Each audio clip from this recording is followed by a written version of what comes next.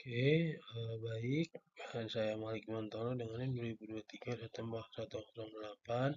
Di sini akan melakukan presentasi untuk tugas UAS, yaitu dengan membahas studi kasus pada kasus yang keempat, yaitu risiko korupsi pada infrastruktur energi, di mana ini penerapan artificial intelligence untuk deteksi dini penyimpangan dalam proses pengadaan batubara dan penguatan tata kelola di PT PLN Persero. Oke, selanjutnya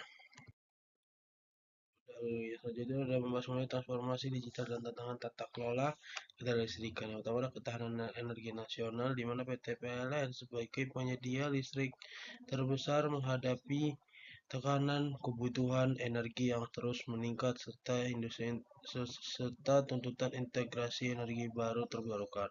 Yang kedua ada isu strategis publik, di mana pemadaman listrik atau blackout, kualitas batu bara PLTU yang bervariasi dan minimnya transparansi pengadaan menjadi sorotan pemerintah dan masyarakat. Yang ketiga ada peluang artificial intelligence. AI membuka peluang analisis dan data real time, deteksi anomali, prediksi risiko pemasok hingga audit berbasis data untuk memperkuat tata kelola. Selanjutnya ada fokus analisis, yaitu risiko korupsi pada infrastruktur energi. Pertama ada penelitian proses bisnis, itu menelusuri alur pengadaan barang atau jasa dari perencanaan hingga pembayaran. Yang kedua ada identifikasi titik rawan, di mana menemukan tahapan yang paling rentan terhadap penyimpangan. Yang ketiga ada analisis risiko, di mana menilai probabilitas dan dampak potensi penyimpangan pada tiap titik rincian. Yang keempat ada anomaly detection, yaitu mendeteksi pola transaksi atau data operasi yang menyimpang dan dari kewajaran. Yang kelima ada fraud analysis, yaitu menganalisis indikator kecurangan berbasis data, series dan relasi entitas. Yang keenam ada AI based auditing, gimana mengotomasi proses audit dengan model AI untuk cakupan pemisahan lebih luas. Oke, kemudian selanjutnya ada akar penyebab utama permasalahan, ada asimetris informasi, yang kedua ada proses manual dan semi digital, yang ketiga ada audit bersifat periode dan sampling, yang keempat ada celah kolusi internal eksternal, dan yang kelima ada data lintas sistem belum terintegrasi. Oke, kemudian selanjutnya, mengapa sistem saat ini belum mampu mendeteksi lebih awal? Itu ada keterbatasan proses pengawasan, di mana audit dan pemeriksaan masih mengandalkan sampling manual dalam mencakup seluruh transaksi pengadaan. Kemudian ada sistem informasi bersifat silo, data pengamatan, logistik dan keuangan tidak saling terhubung secara otomatis. Kemudian ada pun keterbatasan model deteksi, di mana mekanisme deteksi berbasis aturan atau rule based yang statis mudah dihindari oleh pola penyimpangan baru. Yang kedua ada minimnya analisis pola historis dan koreksi antar variabel sehingga anomali tersebut teridentifikasi. Lalu saja ada data yang dibutuhkan untuk mendeteksi dini, yaitu data pengadaan, ada data kualitas bahan bakar, data logistik dan pengiriman, ada data keuangan, ada data vendor, dan ada data operasional PLTU.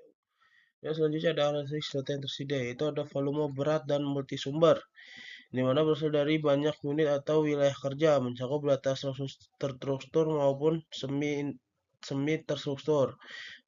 Kemudian yang kedua ada bersifat time series, yang ketiga ada heterogen dan tidak seragam, karena format data berbeda antar sistem dan unit kerja, memerlukan standarisasi sebelum diproses. Yang kedua ada analisis dan berpotensi tidak lengkap, mana sebagian entry manual berisiko human error. Kemudian ada sensitif dan rahasia.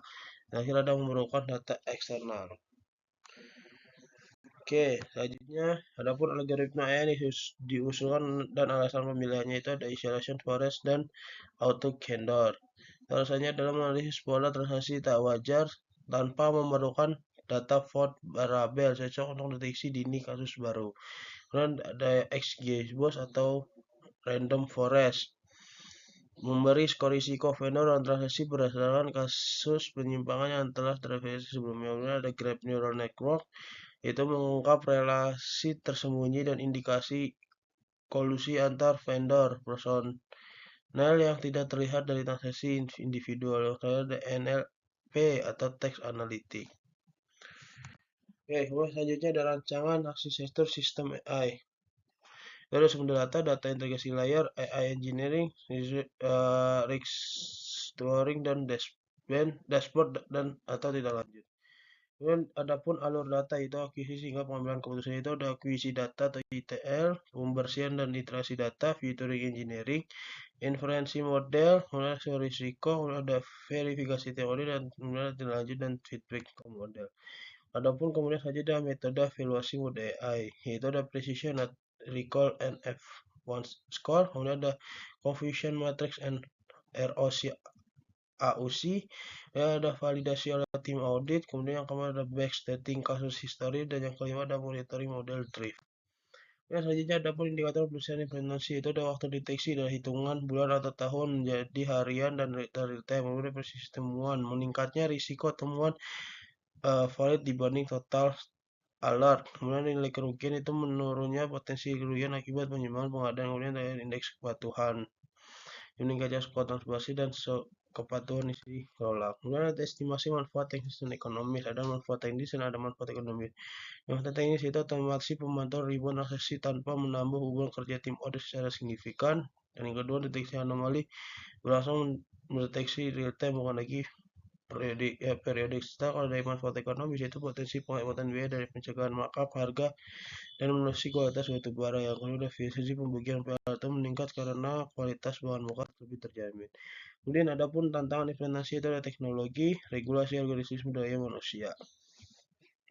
Kemudian selanjutnya, ada pun dampak terhadap keadaan sistem dan masyarakat dari kanan dari pasokan listrik, yaitu yang pertama dampak keadaan pasokan listrik, lalu ada efisiensi biaya pengadaan, yang ketiga ada kepercayaan publik dan investor, yang kemudian ada pelayanan pelanggan terlebih awal.